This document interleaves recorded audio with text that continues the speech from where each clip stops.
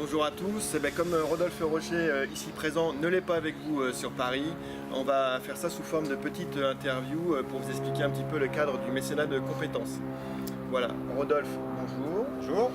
Est-ce que tu pourrais nous dire déjà en quelques mots quel est ton cheminement qui fait que ça t'a conduit à être pour le compte de l'UFOLEP-Ora en mécénat de compétences aujourd'hui? Alors, à l'origine, je suis salarié de France Télécom, donc je suis rentré, j'ai intégré le groupe en 81, il y avait 20 ans.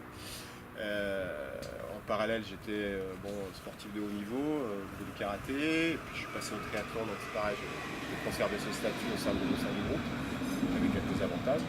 Et en 2003, j'ai eu vent d'un dispositif qui s'appelle l'essaimage, donc c'est l'accompagnement à la création d'entreprise. Et donc j'ai étudié un projet et j'ai créé mon entreprise donc en tant que graphiste illustrateur indépendant en 2004. Voilà, ça a duré une douzaine d'années et bon, après pour des raisons majoritairement économiques, j'ai réintégré donc plus France Télécom mais Orange, puisque ça avait changé, c'est la nouvelle appellation du groupe. Voilà, donc j'ai réintégré l'an dernier, en 2016. Et vu mon grand âge, moi j'avais 55 ans l'année dernière. Tu les fais pas, Ouais, bon, ben ça va, merci. C'est bien. Et donc j'ai réintégré en octobre dernier, enfin 2016, et j'ai eu vent d'un dispositif qui s'appelle le mécénat de compétences, voilà, justement. Donc j'étais éligible à ce dispositif. Donc on a étudié ça avec les quelques personnes qui ont géré mon dossier. Rapidement, les conditions d'éligibilité, tu les connais ou qu'est-ce qui fait que tu es éligible? C'est l'âge, et puis donc j'ai un statut de carrière longue parce que j'ai commencé à travailler jeune. Et donc ma date de retraite programmée, c'est de la fonction publique, puisque je suis agent de la fonction publique, c'est 60 ans. Donc le dispositif, l'éligibilité sur 5 ans, c'était jouable. Donc après, il fallait trouver une entité associative qui répondait aux critères de la Fondation Orange, puisque là c'est la Fondation Orange qui gère ce dispositif.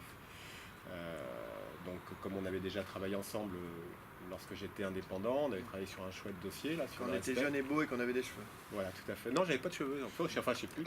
Voilà, ça passe si vite. Et donc, on a au niveau de l'UFOLEP, puisque l'UFOLEP dépend de la Ligue de l'enseignement, ça collait, ça répondait aux critères. Et tout le monde a été très très réactif, hein, autant chez Orange que sur la Ligue et l'UFOLEP. Et 2 mois après, donc en décembre 2016, je commençais ma mission avec vous. D'accord, sur 2 ans renouvelables, ça marche comment? Ouais, donc là c'est une mission, c'est une convention qui dure sur 2 ans consécutifs. Alors après, je sais pas comment ça se passera, on verra si on peut renouveler. Pour être un peu plus précis, au niveau contractuel, ça se passe comment? Tu dépends de qui aujourd'hui? Qui te paye? Voilà, quelles sont les conditions pour que les gens comprennent bien si jamais ils voulaient se lancer dans cette recherche de dispositif? Alors je demeure salarié d'Orange. Hein, j'ai un bulletin de salaire qui tombe tous les mois, donc c'est un régime de travail à 60%. Donc sur une semaine de 5 jours ouvrés, je travaille 3 jours pour vous. Voilà. Après, voilà, donc je suis salarié d'Orange. L'UFOLEP n'a pas à me verser de salaire ni rien. Et j'ai même des congés. Enfin, je reste salarié d'Orange, je pose mes congés à Orange et j'œuvre pour vous. Quelles sont les obligations du coup pour la structure associative dans laquelle tu passes 3 jours de ton temps? Les obligations vis-à-vis de toi? Vis-à-vis de moi, c'est me donner du travail. Ouais. Voilà. Donc, à part ça... Il n'y a aucun échange financier, hormis les frais de déplacement remboursés pour aller jusqu'à ton lieu de travail, etc. Mais sinon, il n'y a pas mais de... tout ça, c'est géré par Orange. Donc, l'entité associative qui accueille la personne en mécénat, elle peut disposer de ses compétences, que ce soit quel que soit le domaine. Hein. Du coup, on est dans un contexte gagnant-gagnant.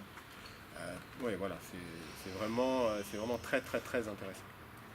Pour toi, qu'est-ce que tu pourrais nous dire aussi sur l'intérêt des deux parties à se lancer dans ce type d'aventure? L'intérêt donc pour l'entité associative qui accueille, c'est ce que je disais, récupérer des compétences professionnelles, donc que ce soit dans un domaine RH, graphique pour ma part, ou d'autres, hein, informatique, tout ça, c'est de ne pas avoir à rémunérer la personne. Donc d'ailleurs, ça n'impacte pas le budget de l'association. Et puis de l'autre côté, pour la personne qui est accueillie, ça a plein de sens. Il n'y a pas de rapport employeur-employé. Enfin, moi, pour ma part, là, dans le cadre dans lequel j'évolue avec vous, c'est vraiment un cadre collaboratif, c'est très très riche. Voilà, donc c'est vraiment du gagnant-gagnant et c'est très très intéressant. Et si je peux me permettre de rajouter quelques mots, pour nous, entité UFOLEP Aura, ça nous a permis, ton arrivée et cette collaboration que tu viens de décrire, d'améliorer fortement notre communication à plein de niveaux. Alors, tu travailles une partie sur de la communication par rapport à nos formations professionnelles, le CQP, on a développé des actions sur le sport santé, tu as relooké aussi nos outils de com. On va carrément refaire une déco de l'extérieur des vitres de nos bureaux. C'est toi qui en es aussi l'instigateur en termes de graphisme, etc. etc. Donc effectivement, je confirme tes propos, on est dans un rapport totalement gagnant-gagnant à ce niveau-là. Ouais, et puis ce qui est très intéressant, c'est qu'il n'y a pas de pression. Alors, pour une petite précision par rapport à la convention, c'est-à-dire que le contrat ou la collaboration peut s'arrêter du jour au lendemain pour X raisons, sans parler de fâcherie, que ce soit l'entité qui décide d'arrêter la collaboration ou la personne en mécénat. C'est très très souple. Voilà, donc il n'y a pas de paperasse derrière, enfin je veux dire, un cadre juridique qui va bloquer un peu la machine. Donc voilà, il n'y a pas de pression, c'est très très agréable de travailler comme ça. Et puis sachant que là chez Orange, bon, j'avais eu un peu les chiffres, c'est 1 millier de personnes à l'année qui est dans cette mouvance-là. Voilà. C'est vraiment très intéressant. Et pour conclure, là, par rapport à ta riche carrière professionnelle, comment tu perçois cette expérience-là par rapport à celle d'avant, et notamment dans ton cadre un peu plus formel, j'allais dire, par rapport à Orange ou à France Télécom de l'époque? Moi, quand je suis parti en 2004, c'était encore France Télécom. Voilà. J'avais un job d'assistante com interne sur les 3-4 dernières années où j'étais encore à FT. Après, je suis passé sur un statut de travailleur indépendant. Mon propre patron. J'étais seul puisque je suis graphiste illustrateur, donc j'ai ce côté artiste et créatif. Donc c'était très riche aussi. Puis après, c'est vrai qu'économiquement, c'était très compliqué sur les dernières années. Et puis voilà, il y a eu cette opportunité qui fait que j'exerce complètement mon métier de graphiste illustrateur.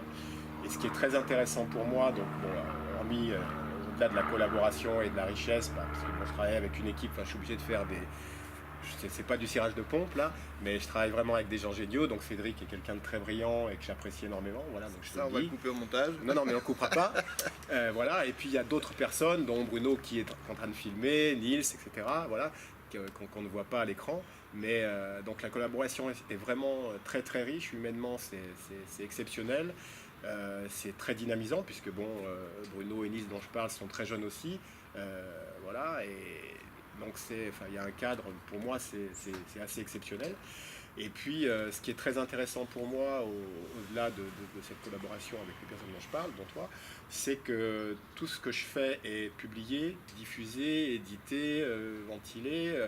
Il y a un public qui le voit, puisque vous êtes, soit organisateur, soit co-organisateur, par rapport à pas mal d'événementiels sportifs, santé, bien-être, tout ça. Donc, pour moi, ça fait un élargissement de réseau assez majeur. Je peux rencontrer des élus, des partenaires, de la visibilité, et puis voilà, des rencontres. C'est ce qui s'est passé cet été sur 2 événements sur lesquels vous m'avez accueilli, et tout même en tant qu'exposant, artiste exposant. Donc c'est royal, c'est vraiment royal, quoi. Au-dessus, comme on dit, c'est le soleil. Donc c'est-à-dire que c'est du pur bonheur de bosser. Je fais que mon métier, sans pression particulière. Apparemment, ce que je fais convient. Ça plaît. Bon, voilà, donc tant mieux. Et voilà, donc je souhaite ça à tout le monde. Mais c'est vrai que c'est le dispositif de mécénat qu'Orange a mis en place, qui doit exister dans d'autres structures ou grands groupes. Pour une fin de carrière, j'allais dire, je ne vais pas m'arrêter de ça. c'est de l'épanouissement, enfin, du développement personnel. Enfin, c'est extraordinaire. C'est vraiment du pur bonheur. Voilà. Très bien.